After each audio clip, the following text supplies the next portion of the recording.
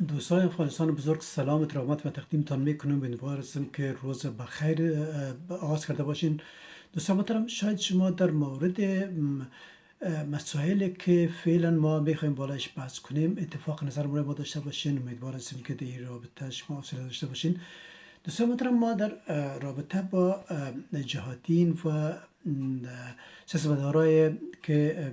امروز در افغانستان وجود دارند و در هر جای اونا ادعای زیر دارن که اونا حق چوکه های سیاسی و موقف های سیاسی و امتیازات سیاسی در افغانستان دارن. در این رابطه هم برای شما ما بسیار زیاد بحث‌های خود کردیم و نظریات خود ما برای شما ارائه کردیم، ولی با تاسف باید بگیم که افغانستان از دست این اشخاص پلید خلاصی نداره و مثل شما میدانید دوستان محترم، نام هایی که ما فعلا میگیریم، نام عبدالله، نام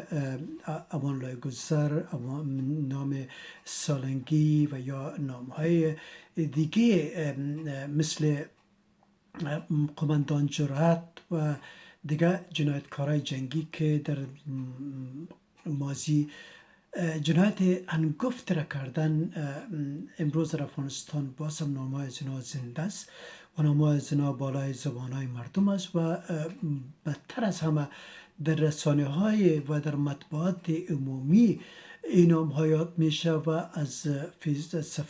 صفحات فیسبوک از اینا حتی خبرهای روز تهیه میشه. دوستان محترم، این بسیار پریشان کننده است برای ما. دیگه ما امیدوار هستیم که دوستان محترم شما خود در رابطه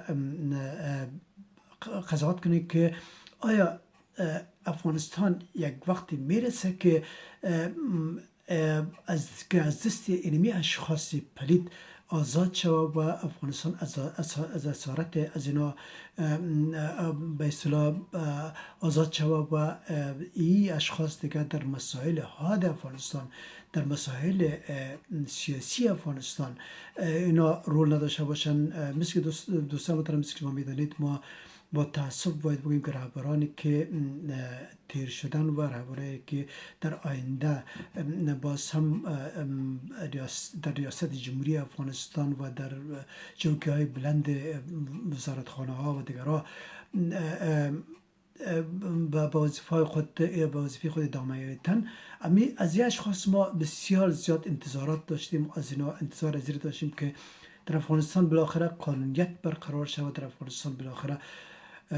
نظم و نسق و صلح برقرار شود، در افغانستان کسایی که بر مقابل مردم افغانستان جنایات کردن اونا مجازات شوند و کسایی که مصدر به خدمت به مردم افغانستان میشن اونا مکافات شوند. ولی در اکثر جا ما ببینیم که این طور نمیشه و مسائل سیاسی افغانستان به طرف دیگه سوق داده میشه و مثل که شما میدانید دوستان محترم، در این هم شک نیست که خارجی ها امروز در افغانستان حضور نظامی و سیاسی دارن. اونا مصروف چور چپال در افغانستان هستن و در افغانستان اونا بیامنی ها را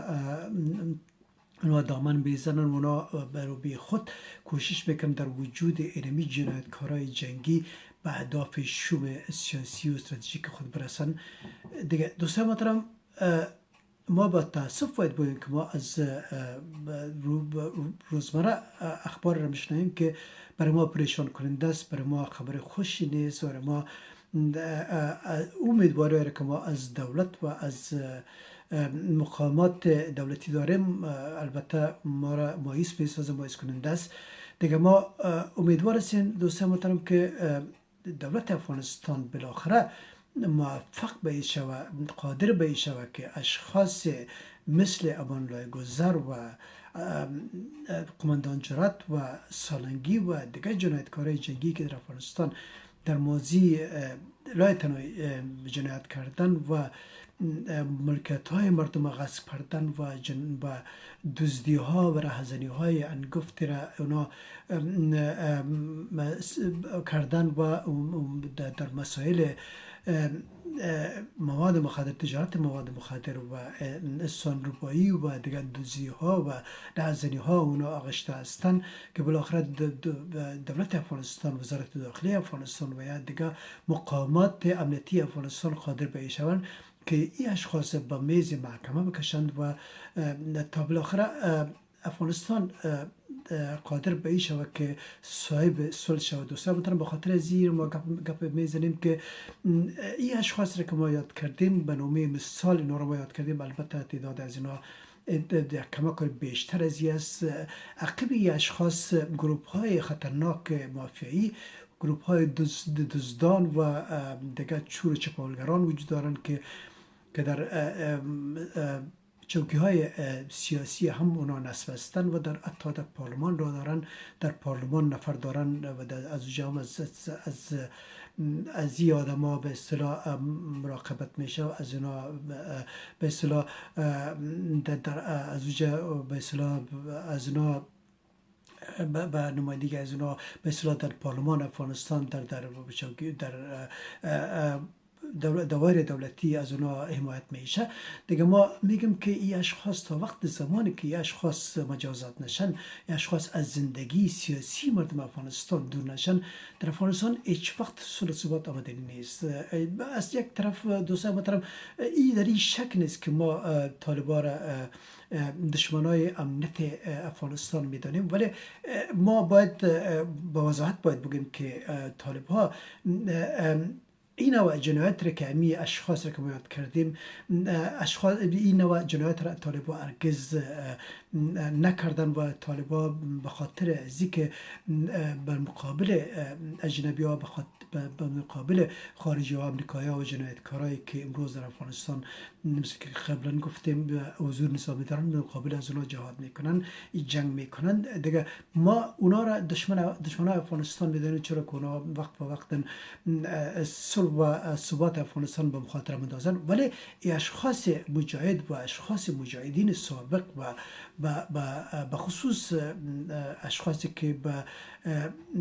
اتحاد شمال وابسته هستند، اونا دشمنای اصلی مردم افغانستان هستند و در ماضی هم مملکت ما رو اونا فروختن، مملکت ما رو پارچه پارچه کردن، مملکت ما رو تکه تکه کردن، مملکت ما رو بالای پاکستان رو فروختن و بالاخره انمی خارجی که امروز مصروف چور چپاول هستن، اینا را حتی دعوت کردن و با مملکت ما رو بالای از این اشخاص به می قوای خارجی به قیمت‌های بسیار ناچیزی به فروش رساندن. دیگه ما از دولت افغانستان خواهشمند هستیم که اونا بالاخره دست به کار شون، اشخاص با مجازات کنن، یا اشخاص دیگه اجازه ندن که در مسائل حاد افغانستان مداخله کنن. و ما بر احمد زی میگیم که اگر خودت این کار نکنی، دیگه ما بالای اداره که خودت در آینده به وجود میاری، ما لعنت به اداره میگیم. اگر خودت در افغانستان اصلاحات نبری، حدت در افغانستان این اشخاص پلید را مجازات نکنی، هیچ نوع مردم افغانستان هیچ وقت بالای شما اعتماد نخواهد کرد. بالای ما در این رابطه یک سلسله آوازه ها و افات میشنویم که گویا خوشحال سعادت که یک شخص قهرمان است و در مقابل مردم افغانستان هر وقت هر روز مصدر به خدمت میشه و خون خود به دست خود گرفته